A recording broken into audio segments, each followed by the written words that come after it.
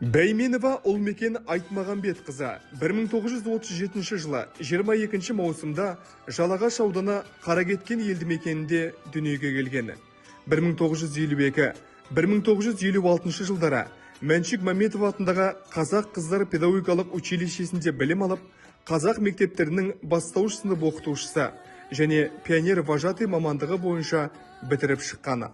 Алғаш еңбек жолын 1957 жылы Айдарлы совхозында Амангелді Иманов атындағы мектепте интернат тәрбиешісі болып бастаған.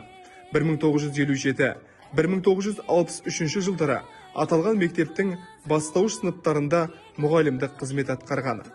1963-1970 жылдары аралығында Амангелді ауылында балабақша ашып, балабақша меңгерушісі болған. Одан кейін Ленин атындағы орта мектепте бастауыш сыныбына сабақ берген. Абай атындағы 138 мектепте, Қызылорда қаласындағы 140 мектепте мұғалімдік қызмет атқарған.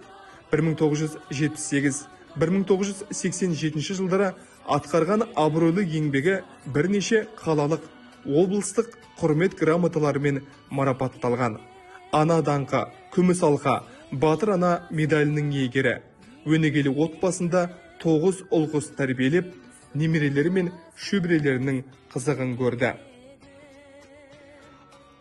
Ұлмаш апай біздің алғашқы ұстазымыз. Сіз біздің болашақта білімді болуымыздың алғашқы іргетасын қаладыңыз.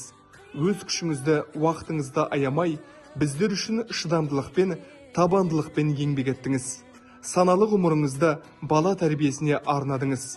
Жаратқанның қалауымен Ұлмаш апайымыз 2012 жылдың 9 желтоқсанында дүниеден өтті.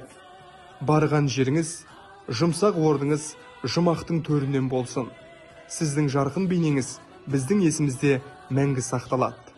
Еске аламыз, сағынамыз өзіңізді.